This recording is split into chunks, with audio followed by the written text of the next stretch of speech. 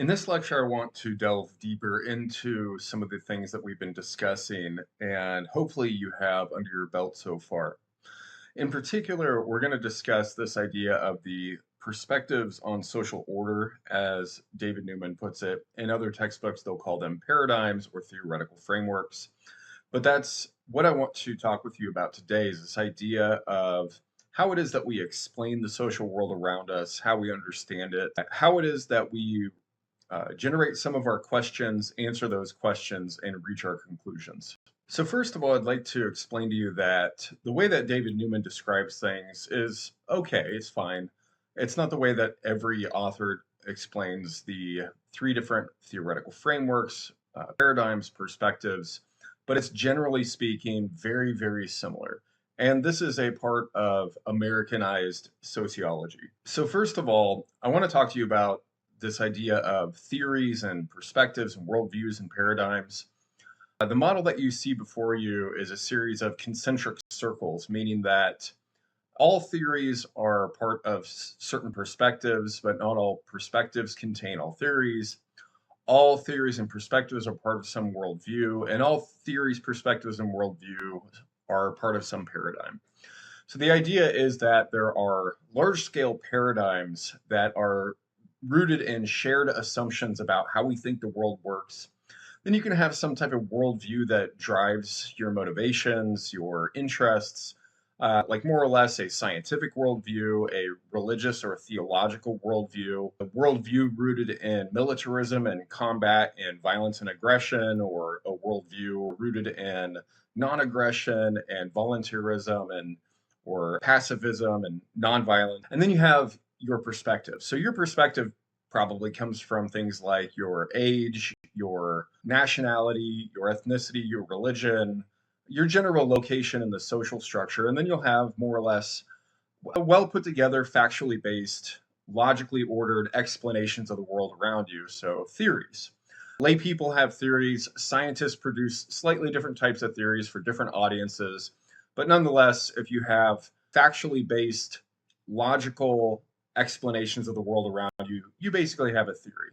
So, whereas David Newman is going to call these three perspectives on social order and provide you a nice, succinct table here that generally shows you the key concepts and main assumptions, there are other ways to go about this. For example, if you're used to using the internet to help you write your essays, you probably come across some website like helpful professor or study better or something like that, studentresources.org. This particular diagram says sociological paradigms instead of perspectives. As I've said before, we'll also call them theoretical frameworks, but the main idea is that functionalism, conflict theory, symbolic interactionism are not necessarily theories in and among themselves. They're general frameworks, paradigms, or perspectives that we use to sort of generate our research ideas. And then we would use particular theories to generate research questions, hypotheses, and our analytic frameworks.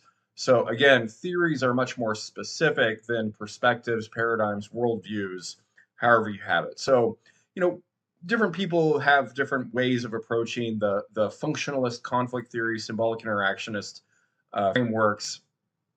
What my point is that theories are very specific. Paradigms, worldviews, perspectives, theoretical frameworks are much more broad in general. So what I want to do is I want to start developing our understanding of more specific theories. And David Newman actually helps us do that. And George Ritzer does that in a couple of chapters in his own book. First, though, let me substantiate what it is that I'm talking about with reference to an article that was published in 2010 by Jeff Manza and his team. And I've actually met Jeff Manza before and talked with him about this particular article. So this article is on producing textbook sociology. One of the sections is titled The Vision of Sociology in American Introductory Texts.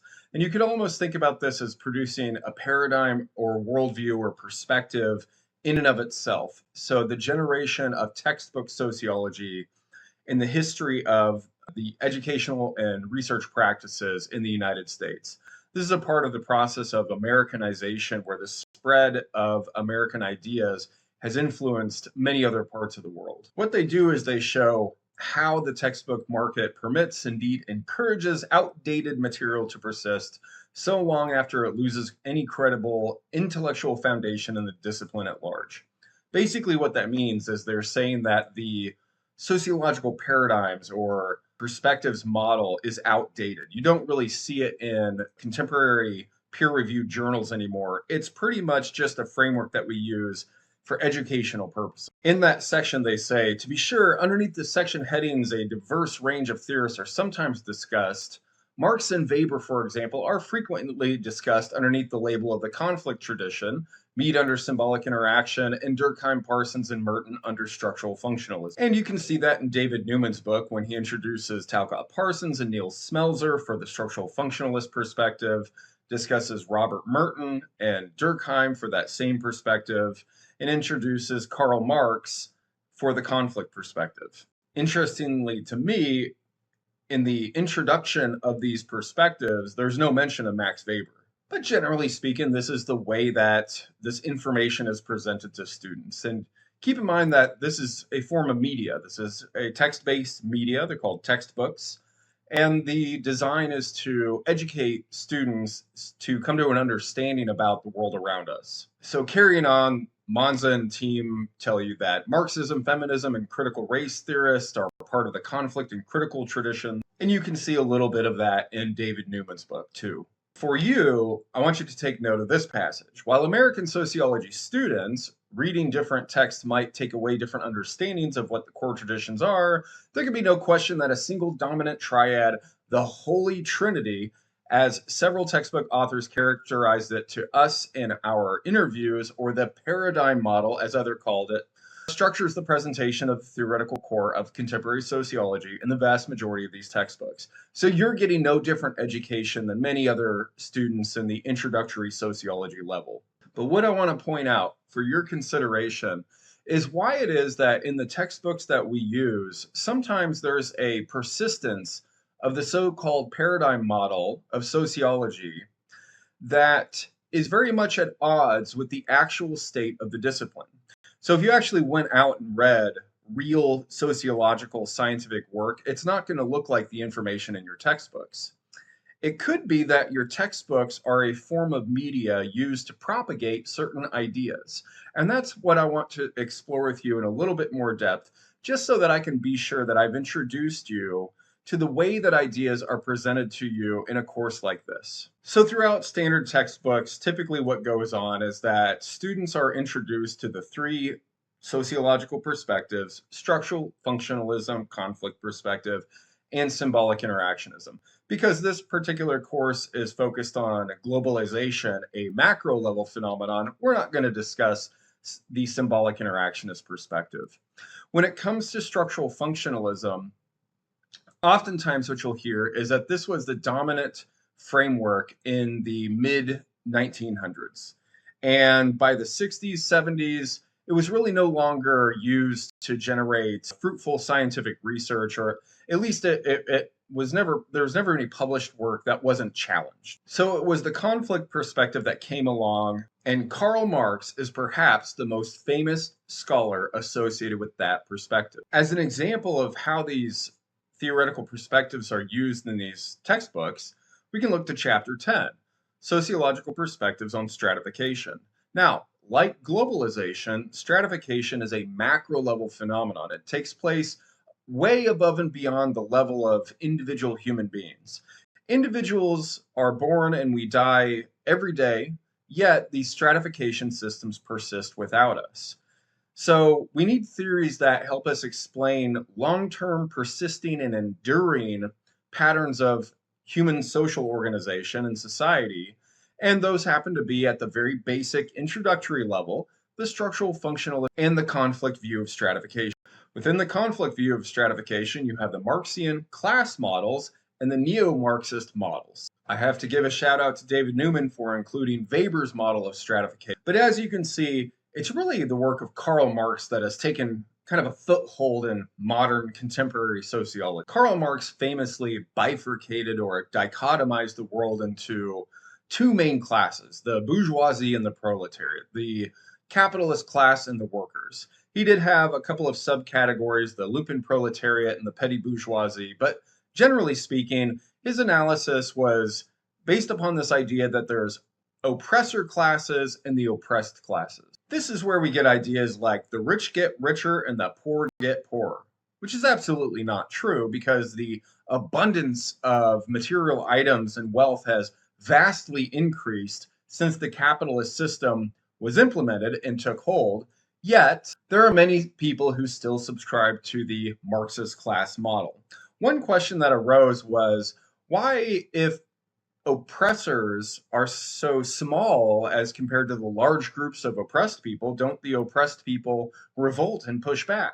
Well, throughout history, there have been many revolutions and revolts and social movements and protests.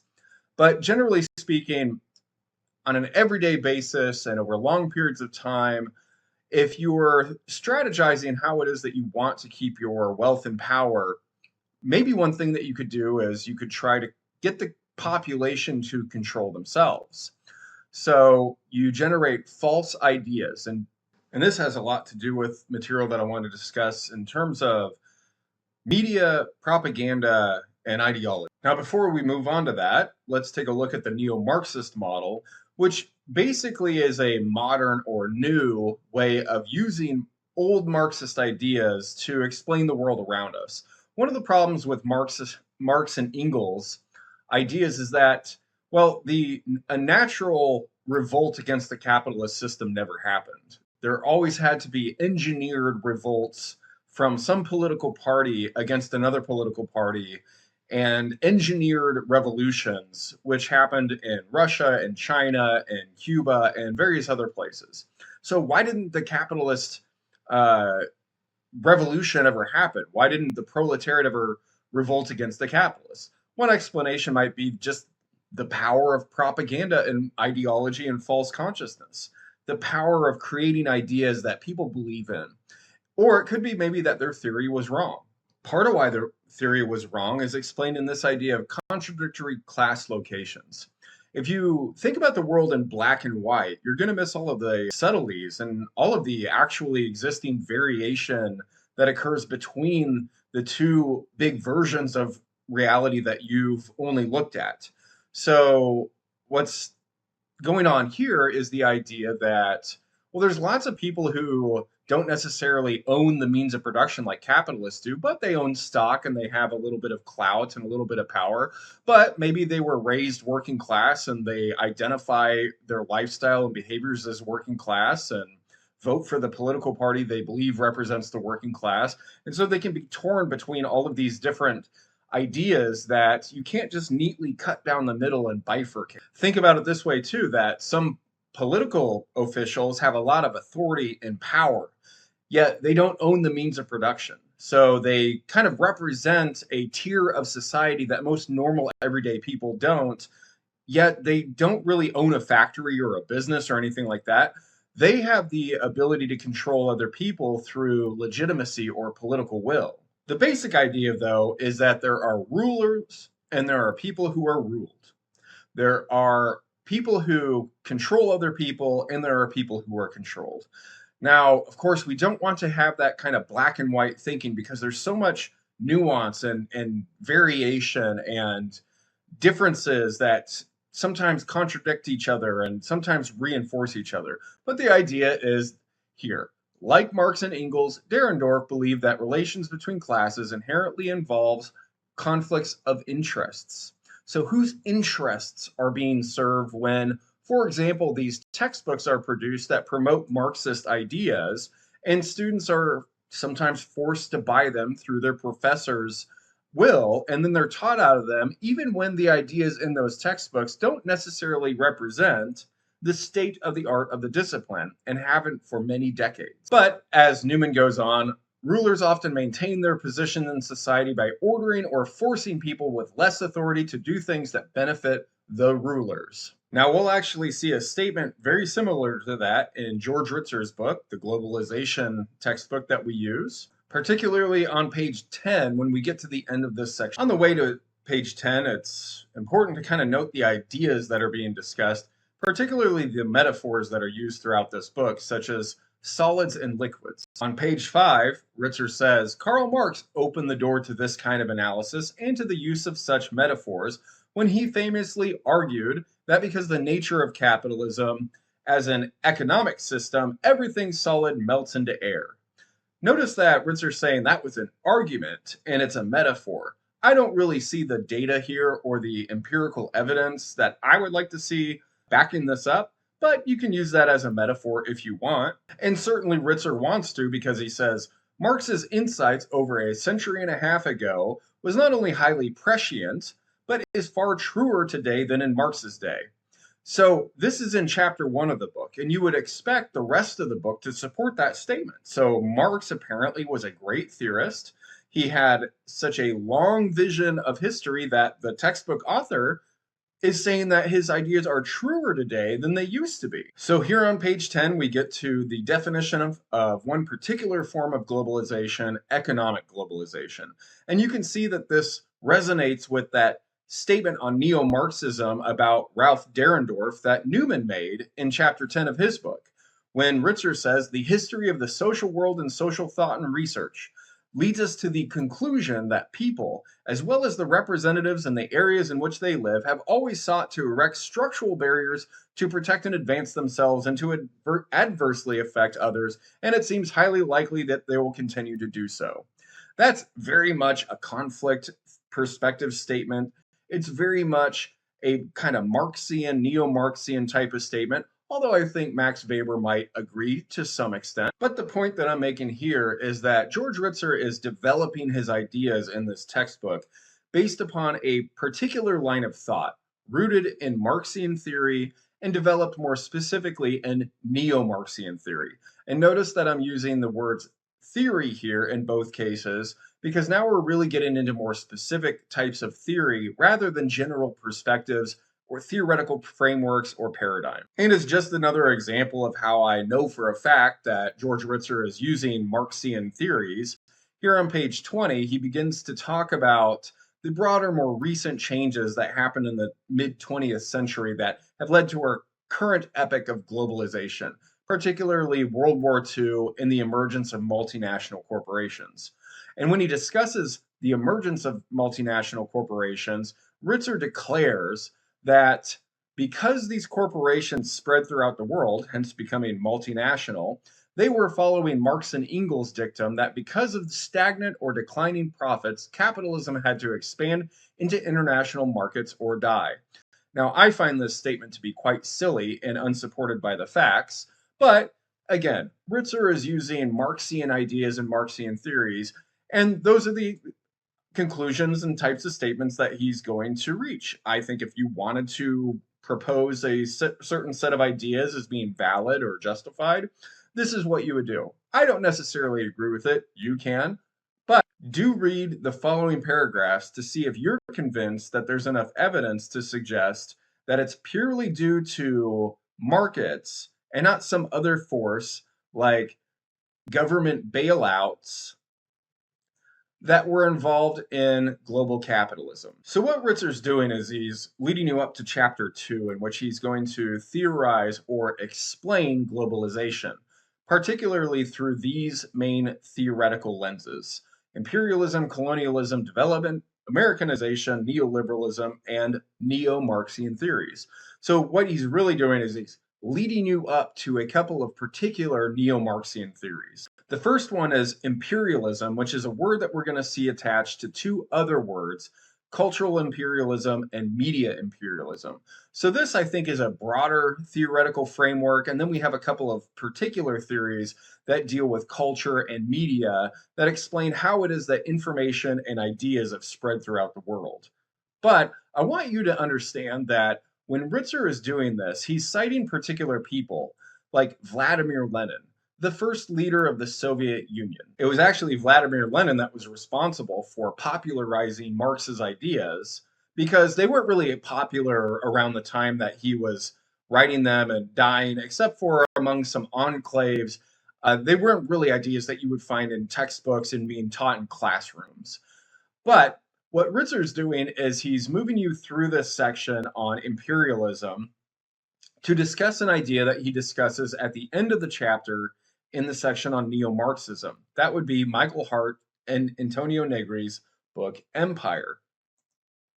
This book is a modernized version of Marxism that bifurcates or dichotomizes the world into two basic classes: empire and the multitude. So, the core, nebulous, controlling entity all around the world, and the resistance movements that are supposed to push back against the domineering and controlling forces. So, if we move into that section on neo Marxian theories, here I want to clue us into something that Ritzer is doing. Now, you could agree with this. I don't happen to agree with it, but maybe you do. In the first neo-Marxist that Ritzer introduces, Leslie Sclair, he's discussing this idea that there are two broad systems in the world. The first is the neoliberal capitalist system, which is allegedly a free market system that is devoid of government interventions and regulations, although there are many tariffs and trade barriers and regulations and taxes and licenses and permits and wage floors and wage ceilings and so on that really mean that we don't have a free market, but that's what they're going to say. So they say this is the one that's predominant. The other one is the socialist system foreshadowed by current ultra globalization movements, especially those oriented towards greater human rights throughout the world. So, allegedly, the neoliberal predominant system is a threat to human rights, but the socialist system is going to be oriented towards human rights. The second set of neo Marxian theorists that Ritzer has for you is, again, Hart and Negri, basically focusing on their book Empire as well as their book Multitude, kind of a set of books that expound upon neo Marxian theories of globalization. Now, if you want to know a little study trick that I show, if you ever see a word or a phrase like the key or the important thing, that's really where you want to highlight. So, the key to the global power of empire lies in the fact that it is, or seeks to be, a new juridical power. That is, it is based on the constitution of order, norms, ethical truths, a common notion of what is right, and so on. This juridical formation is the source of power of empire. Basically, what he's saying is that there's this thing called empire that exists around the world. It seems to be a network of organizations and institutions that are able to constitute social order, social norms, ethical truths. So, what we consider to be right and wrong and true and just and fair and unjust, and a common notion of all of these things. The common notion is what's important here. So, almost like this idea that if there's a ruling power or a ruling elite or a ruling class, they're going to try to set forth a set of ideas that benefit themselves. And those ideas are going to be designed to try and kind of hold people back or hold people down. Ritzer goes on to say that empire is then a postmodern Marxian perspective on globalization and the exertion of power around the world. Instead of capitalist or capitalist nations exerting the power, it is the much more nebulous empire that is in control. So we can speak of something called empire when we're talking about the global ruling forces that are exerting their juridical power through constructing a false consciousness based upon their sets of social norms and ethical guidelines and rules and so forth. But a very interesting thing happens in this section. And we'll come back to this idea that empire is a parasite and that there's this cultural ideology of consumerism that works as the false consciousness for the multitude. Now, what I want to talk about right now is that globalization in this perspective leads to deterritorialization, and the multitude itself is a force of deterritorialization and is deterritorialized, and the latter is a prerequisite to the global liberation of the multitude. So the multitude, the sort of like oppressed, ruled over, controlled global class, is involved in this idea of deterritorialization, the declining significance of the geographic location in which culture exists. That is, with deterritorialization, social revolution can, as Marx predicted, occur perhaps for the first time on a global level. So Ritzer is once again saying and arguing for, because he is using Marxian ideas, that globalization is leading towards a global socialist revolution. Now, the next time you see this concept of deterritorialization is all the way in chapter 7 in a section on cultural convergence. Now, cultural convergence, you'll notice, has a lot more information than these other two sections. And really, what these are, Ritzer says, are other theories of globalization. So, this chapter on culture permits the introduction of three theories of globalization. For others, see chapter 2. So, cultural differentialism, cultural hybridization, and cultural convergence are theories. In Newman's book, we were looking at theoretical frameworks or perspectives or paradigms that are kind of outmoded and outdated.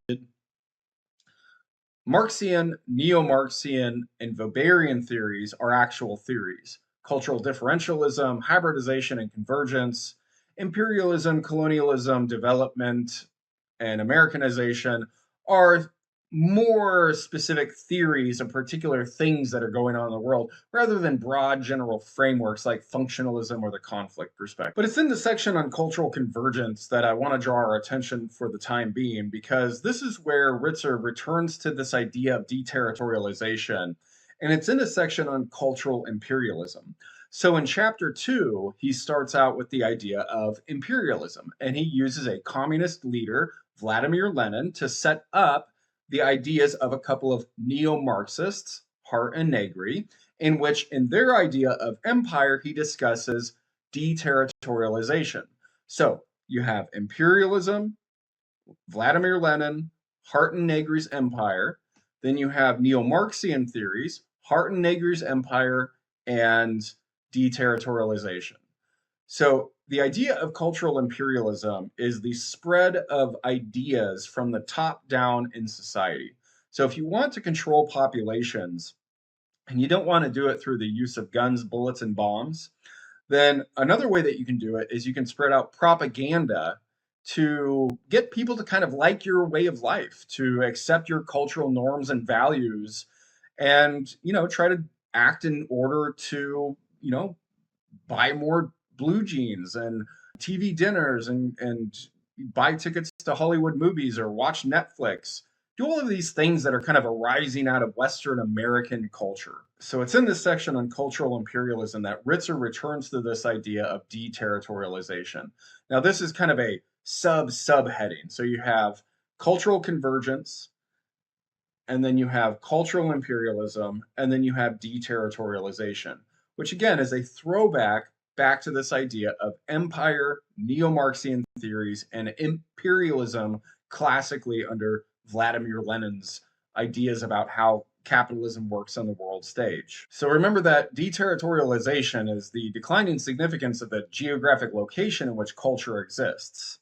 Culture is no longer tied as it once was to the restraints of local geography. You can watch Netflix or Hollywood movies or listen to music or watch YouTube videos and engage in lots of different forms of media anywhere in the world. You can go to anywhere in the world and have McDonald's or Subway or Starbucks, or buy clothing and food items and automobiles that are made in all sorts of other parts of the world. A lot of it has to do with the supremacy of the United States throughout much of the 20th century, but we'll return to the idea of Americanization at a later time. For now, I want to point out that the idea of deterritorialization is connected to cultural imperialism. And cultural imperialism is an idea connected to another in chapter 6 that has to do with media imperialism.